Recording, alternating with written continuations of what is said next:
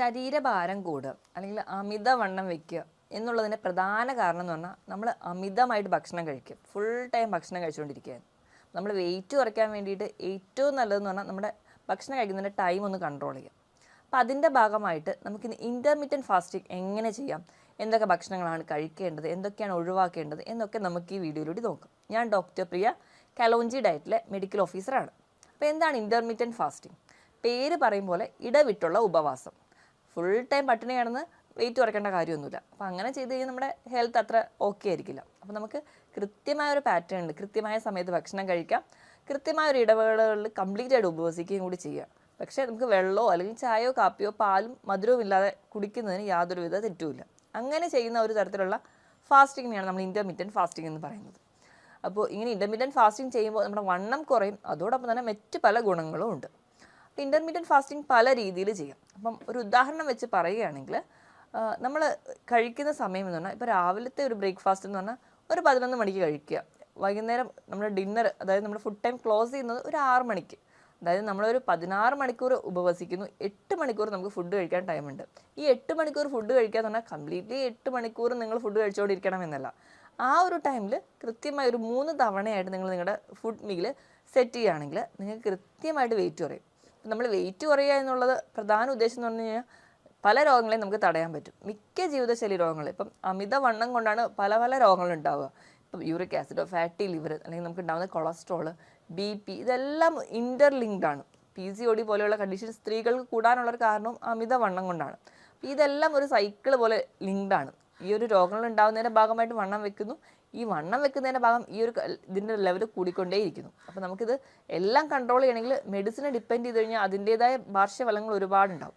അപ്പോൾ മെഡിസിനെ ഡിപ്പെൻഡ് ചെയ്യാതെ ഹെൽത്തി ആയിട്ടിരിക്കാൻ വേണ്ടി ഏറ്റവും നല്ല മാർഗ്ഗം എന്ന് പറഞ്ഞാൽ ഇൻ്റർമീഡിയറ്റ് ഫാസ്റ്റിംഗ് ആണ്. അപ്പോൾ എങ്ങനെയൊക്കെ ഇൻ്റർമീഡിയറ്റ് ഫാസ്റ്റിംഗ് ചെയ്യാം?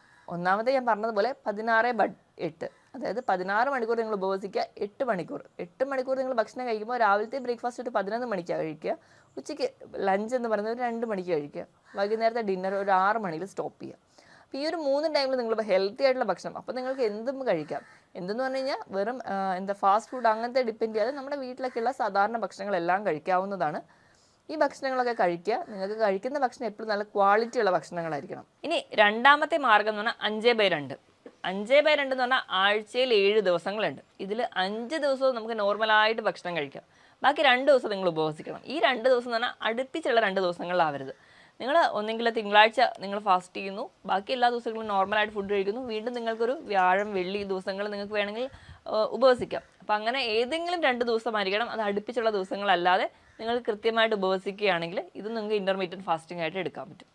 മൂന്നാമത്തത് പറഞ്ഞാൽ ഓൾട്ടർനേറ്റീവ് ഡേയ്സിലാണ്. ഓൾട്ടർനേറ്റീവ് ഡേയ്സ് എന്ന് പറഞ്ഞാൽ ഒരു ദിവസം നിങ്ങൾ നല്ലപോലെ ഭക്ഷണം കഴിക്കുന്നു, അടുത്ത ദിവസം നിങ്ങൾ ഉപവസിക്കുന്നു. തിങ്കളാഴ്ച ഞാൻ ഹെൽത്തി ആയിട്ട് ഫുൾ ടൈം ഫുഡൊക്കെ കഴിച്ച് നോർമൽ ലൈഫ് സ്റ്റൈലായിരിക്കും. ചൊവ്വാഴ്ചയാകുമ്പോൾ നിങ്ങൾ ഡയറ്റിലോട്ട് അല്ലെങ്കിൽ ഉപവാസത്തിലോട്ട് പോകുന്നു. ബുധനാഴ്ചയാകുമ്പോൾ വീണ്ടും നിങ്ങൾ നല്ല നോർമലി നിങ്ങളുടെ ഫുഡ് പാറ്റേൺ കൊണ്ടുവരുന്നു. അങ്ങനെ ഓൾട്ടർനേറ്റ് ദിവസങ്ങളിൽ നിങ്ങൾ ഉപവസിക്കുന്നതിന് അങ്ങനെ ഒരു മാർഗ്ഗം കൂടിയുണ്ട്. പക്ഷെ അതത്ര ഹെൽത്തി അല്ല. നോർമലി ഞാൻ ഏറ്റവും ആദ്യം പറഞ്ഞ 16/8 ഈ ഒരു ടൈം പാറ്റേണിൽ നിങ്ങൾ ഇൻ്റർമീഡിയറ്റ് ഫാസ്റ്റിംഗ് എടുക്കുകയാണെങ്കിൽ ഏറ്റവും ഹെൽത്തി ആയിട്ട് ഉണ്ടാവുക. ഇനി ഇൻ്റർമീഡിയറ്റ് ഫാസ്റ്റിംഗ് എടുക്കുമ്പോൾ ഏറ്റവും നല്ല ഗുണങ്ങൾ എന്തെന്ന് വെച്ചിട്ടുണ്ടെങ്കിൽ നമ്മൾ കഴിക്കുന്ന ഭക്ഷണം എപ്പോഴും നമ്മൾ അമിതമായിട്ട് കഴിക്കുക. നമ്മളിപ്പോൾ എന്ത് ഭക്ഷണവും, ഇപ്പോൾ നമ്മൾ അന്നജം കഴിക്കുന്നു, അധികമായിട്ട് അന്നജം ചെല്ലുന്നു കഴിഞ്ഞാൽ അത് വേഗം നമ്മുടെ ബോഡി അങ്ങ് സ്റ്റോർ ചെയ്യും, ഫാറ്റായിട്ട് അവിടെ ഡിപ്പോസിഷനിലോട്ട് പോകും. നമുക്ക് എനർജി എന്ന് പറഞ്ഞാൽ നമുക്ക് അപ്പം പ്രവർത്തനങ്ങൾ ചെയ്യാൻ വേണ്ടി മാത്രമുള്ളതാണ്. അപ്പം അതിനു വേണ്ടി മാത്രമാണ് നമ്മൾ ഫുഡ് കഴിക്കുന്നതെങ്കിൽ നമുക്ക് കൃത്യമായിട്ടൊരു വെയിറ്റ് ഗെയിൻ ആയിരിക്കും, അല്ലെങ്കിൽ നമുക്ക് അമിതവണ്ണം പോലുള്ള കണ്ടീഷൻസിലോട്ട് പോകും. അപ്പോൾ ഫുഡ് കഴിക്കുക എന്ന് പറയുന്നത് നമ്മൾ 3 നേരം ഭക്ഷണം കഴിക്കുന്നു. അപ്പം നമ്മൾ അധികമായിട്ട് അല്ലെങ്കിൽ ഒരുപാട് തവണകൾ കഴിക്കുമ്പോഴാണ് എപ്പോഴും ഈ ഒരു ഒബീസിറ്റി പോലുള്ള കണ്ടീഷൻസിലോട്ട് പോകാറ്. അപ്പോൾ ഇൻ്റർമീഡിയറ്റ് ഫാസ്റ്റിങ്ങിൽ ഈ ഒരു ടൈം റെഗുലേഷൻ വരികയാണെങ്കിൽ തന്നെ ഒരു പരിധി വരെ നിങ്ങൾക്ക് വെയിറ്റ് കുറയ്ക്കാൻ പറ്റും. എപ്പോഴും നമ്മൾ ഫുഡ് കഴിക്കുന്ന പാറ്റേൺ അല്ലെങ്കിൽ ആക്റ്റീവ് ആയിരിക്കുന്ന സമയത്ത് തന്നെ ഫുഡ് കഴിക്കാൻ വേണ്ടി നോക്കുക. നമ്മൾ വിചാരിക്കും ഉപവസിക്കുകയാണെങ്കിൽ നമ്മൾ ഉറങ്ങുന്ന സമയത്ത് മാത്രം ഉപവസിച്ചാൽ പോരെ, ബാക്കി ടൈമിലൊക്കെ ഫുഡ് കഴിക്കാമല്ലോ. എപ്പോഴും നമ്മൾ ആക്റ്റീവ് ആയിരിക്കുന്നത്. അതുകൊണ്ടാണ് നമ്മൾ പകൽ സമയത്ത് 3 നേരം ഭക്ഷണം കഴിക്കാൻ പറയുന്നത്. നമ്മൾ ആക്റ്റീവ് ആയിരിക്കുന്ന സമയത്ത് ഭക്ഷണം കഴിച്ച് കഴിഞ്ഞാൽ നമ്മൾ ആ ഒരു പ്രവർത്തനങ്ങൾക്ക് ഏർപ്പെടുന്ന സമയത്ത് നമ്മുടെ എനർജി ലോസ് ഉണ്ടാവുകയും വെയിറ്റ് ഗെയിൻ ഉണ്ടാവില്ല. അതിൻ്റെ ഭാഗമായിട്ടാണ് നമ്മൾ പകൽ സമയത്ത് ഭക്ഷണം കഴിക്കാൻ പറയുന്നത്.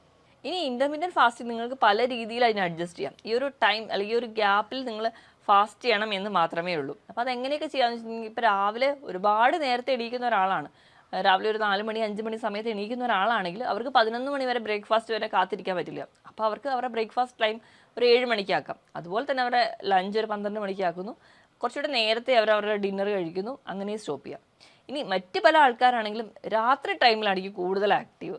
അതായത് ഒരു 9 മണിക്കൊക്കെയാണ് അവരുടെ ഡിന്നർ സ്റ്റോപ്പ് ചെയ്യുന്നതെങ്കിൽ പിറ്റേന്ന് അവരുടെ ബ്രേക്ക്ഫാസ്റ്റ് സ്റ്റാർട്ട് ചെയ്യുമ്പോൾ ഒരുപാട് ലേറ്റ് ആയിട്ട് സ്റ്റാർട്ട് ചെയ്യാം. പക്ഷേ അത് അത്ര ഒരു ഹെൽത്തി ഹാബിറ്റ് അല്ല. ഇപ്പോഴും നമ്മുടെ ബ്രേക്ക്ഫാസ്റ്റ് ആണ് നമ്മുടെ ബ്രെയിനിൻ്റെ ഫുഡ് എന്ന് പറഞ്ഞാൽ. അപ്പോൾ നമ്മൾ ബ്രേക്ക്ഫാസ്റ്റ് മാക്സിമം ഹെൽത്തി ആയിട്ടോ അല്ലെങ്കിൽ കൃത്യസമയത്ത് തന്നെ കഴിക്കേണ്ടതുള്ളതുകൊണ്ട് ഏറ്റവും നല്ലൊരു പാറ്റേൺ എന്ന് പറഞ്ഞാൽ രാവിലെ 11 മണിക്ക് അല്ലെങ്കിൽ 10 മണിക്ക് സ്റ്റാർട്ട് ചെയ്യുക, വൈകുന്നേരം ഒരു 6 മണിക്ക് സ്റ്റോപ്പ് ചെയ്യാം. അപ്പം ഈ തുടക്കക്കാർക്ക് ഈ ഒരു ടൈം ഡ്യൂറേഷൻ അല്ലെങ്കിൽ 16 മണിക്കൂർ ഫാസ്റ്റ് ചെയ്യുക എന്ന് പറയുന്നത് വളരെ ബുദ്ധിമുട്ടാണ്.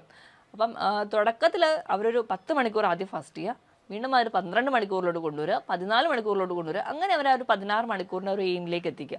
അങ്ങനെ ഒരു സ്ലോ പ്രോസസ്സാണ്. ഒറ്റയടിക്ക് നമ്മൾ ഒരു 16 മണിക്കൂർ ഫാസ്റ്റ് ചെയ്യുന്ന സമയത്ത് നമുക്ക് ഒരുപാട് ഹെൽത്ത് ഇഷ്യൂസ് ഒക്കെ വരാനുള്ള ചാൻസ് കൂടുതലാണ്. അപ്പോൾ നിങ്ങൾ എപ്പോഴും ഒരു ഫാസ്റ്റിംഗ് തുടങ്ങുമ്പോൾ ഇപ്പോഴും കൃത്യമായ ഒരു ഡയറ്റീഷ്യൻ്റെ അഡ്വൈസ് വേണം. നമ്മുടെ ഇഷ്ടപ്രകാരം ഫാസ്റ്റ് ചെയ്യാതെ നമ്മുടെ ഹെൽത്തൊക്കെ നോക്കിയിട്ട് നമ്മൾ കൃത്യമായ ഒരു ഡോക്ടറുടെ കൺസൾട്ടേഷനൊക്കെ എടുത്ത് ഒരു ഡയറ്റീഷ്യൻ്റെ അഡ്വൈസ് പ്രകാരം മാത്രമേ എന്തൊക്കെ ഭക്ഷണം കഴിക്കണം, അല്ലെങ്കിൽ അത് എങ്ങനെയൊക്കെ കഴിക്കണം, നമ്മുടെ ഹെൽത്ത് ചെക്കപ്പും നമ്മുടെ വൈറ്റൽസ് ഒക്കെ ഓക്കെ ആണോ എന്ന് നോക്കിയിട്ട് മാത്രമേ ഒരു ഡയറ്റിലോട്ട് പോകാവുള്ളൂ.